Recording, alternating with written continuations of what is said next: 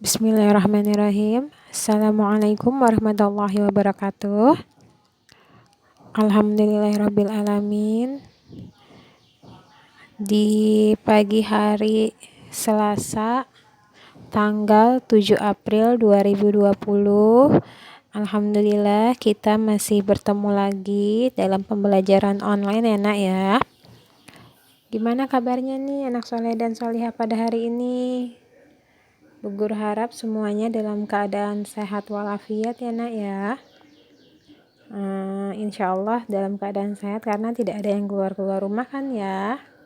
Ayo diingat lagi anak-anak, dibuat pembelajaran di rumah ini tujuannya itu satu, untuk memutus penyebaran virus corona yang sedang ada di negara kita ya.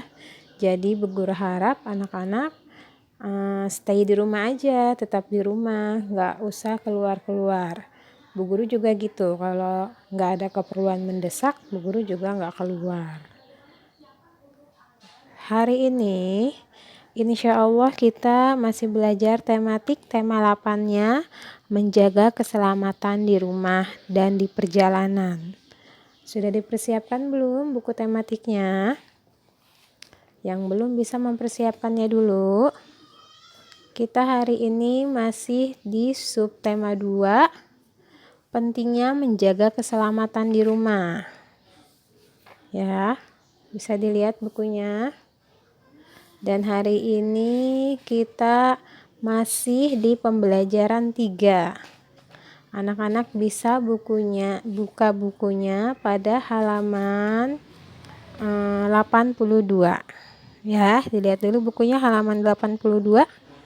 Ini dia halaman 82-nya. Sekarang anak-anak bisa lihat di bagian tengah tuh yang ayo lakukan. Membaca kalimat dengan lafal dan intonasi yang tepat. Kalian tentu masih ingat aturan penggunaan tanda titik pada kalimat, bukan? Bacalah kalimat berikut dengan lafal dan intonasi yang tepat. Yuk kita baca sama-sama yuk nak. 1. Teman-teman, inilah piala yang aku peroleh saat masih kelas 1 SD. 2. Ini piala juara lomba menyanyi. 3. Aku selalu merawatnya agar tahan lama. Sekarang bisa lihat di bagian bawahnya. Ayo menambah wawasan. Penggunaan tanda titik. Coba perhatikan beberapa kalimat yang telah kalian baca. Kalimat-kalimat di atas selalu diberi tanda titik di akhir kalimat. Tanda titik juga digunakan untuk memisahkan bilangan yang menunjukkan waktu. Misalnya pukul 7, ditulis pukul 07.00. Pada pukul 07.00, tanda titik memisahkan antara bilangan jam dan menit. Tuh bisa dilihat di gambar 2.13, pukul 07.00. Ya. Sekarang bisa dilihat di halaman 83-nya, nak.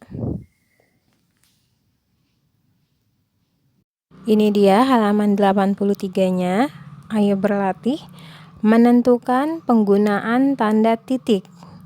Buatlah kalimat sesuai dengan tanda waktu yang ditunjukkan jam. Tulislah di bawah gambar. Nah, di situ udah ada gambar. Dilihat di gambar yang pertama sudah ada Ahmad tuh di situ tuh. Dilihat juga ada jam dinding di kamarnya si Ahmad. Ahmad tidur pukul 21.00. Berarti 21 itu pukul 9 malam ya. Di sebelahnya ada lagi tuh si Ahmad. Setelah tidur kemudian si Ahmad terbangun pukul berapa tuh. Nah, ini jadi tugas pertamanya anak-anak nih ya, karena ini kan buku paketnya tidak boleh ditulis-tulis, tidak boleh dicoret-coret, jadi anak-anak menulisnya di buku tulis anak-anak. Kita lihat gambar yang kedua, sudah ada Ahmad di situ bangun tidurnya pukul 4 pagi itu berarti ya nak ya. Contoh kalimatnya, misal Ahmad bangun tidur pukul 04.00.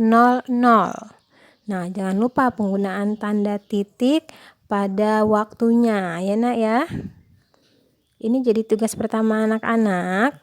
Anak-anak tulis di buku tulis anak-anak ya.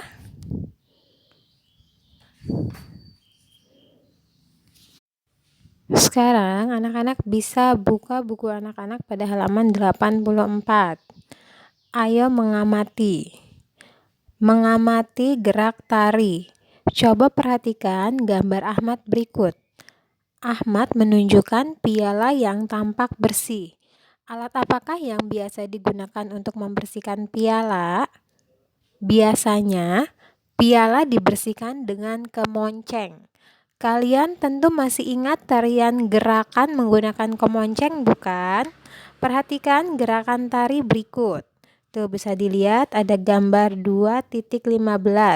Gerakan tari dalam posisi duduk dan posisi berdiri. Jadi gerakan tarian pada halaman 84 ini lanjutan dari gerakan tarian yang ada pada halaman 71. Ya, halaman 71 bisa dilihat, kita mundur sedikit karena tentang tarian ini nanti ada nih di soal latihan akhir subtema 2. Jadi kita perhatikan dulu sebentar ya nak ya. Di halaman 71, ayo mengamati gerak tari dalam posisi duduk dan berdiri.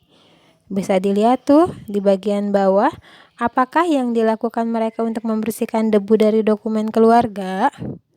Mereka menggunakan kemonceng, bukan? Gerakan saat membersihkan dokumen dengan kemonceng dapat dibuat dalam bentuk tarian. Gerakan tari dapat dilakukan dengan posisi duduk dan berdiri. Perhatikan gambar berikut dengan seksama. Tuh dilihat gambar yang bagian bawah. Gambar 2.5, gerakan tari dalam posisi duduk, dan yang B itu gerakan tari dalam posisi berdiri. Jadi ini mengikuti gerakan menggunakan kemonceng nih ceritanya nih. Gerakan tari yang ada di halaman 71, ini lanjutan dari gerakan tari yang ada di halaman 84 ya. Gerakan tari menggunakan kemonceng ceritanya. Nah, sekarang kita lanjut pada halaman 85 ya. Ya, halaman 85. Ayo menari, kita nggak perlu menari ya nak ya. Bu Guru tegaskan ini hanya sekedar pengetahuan saja untuk anak-anak. Karena ini nanti ada juga nih soalnya di soal latihan subtema 2. Menari diiringi musik. Coba lakukan gerakan tari seperti gambar di atas. Agar menarik, iringi tarian kalian dengan alat musik. Kalian boleh menggunakan alat musik ritmis. Contohnya adalah gendang, tifa, dan tamborin. Tuh bisa dilihat, gendang itu sudah ada tuh, yang A tuh gendang. Terus B itu tifa, dan yang C itu tamborin. Kalau bahasa kita biasanya kalau yang C itu disebutnya krecekan biasanya ya. Ternyata ada namanya adalah tamborin. Ini hanya sekedar pengetahuan saja untuk anak-anak ya. Sekarang bisa dilihat di bagian bawahnya, ayo menambah wawasan. Menentukan waktu dalam satuan jam. Kalian tentu masih ingat aturan penggunaan tanda titik, bukan? Tanda titik digunakan untuk memisahkan bilangan yang menunjukkan waktu. Contohnya, memisahkan bilangan jam dengan bilangan menit. Perhatikan gambar berikut dengan seksama. Bisa dilihat gambar jam, di situ sudah ada gambar 2.17 penunjukan lama waktu kegiatan. Kegiatan dimulai pukul 07.00. Itu jam 7 pagi ya. Kemudian kegiatan berakhir pukul 08.00.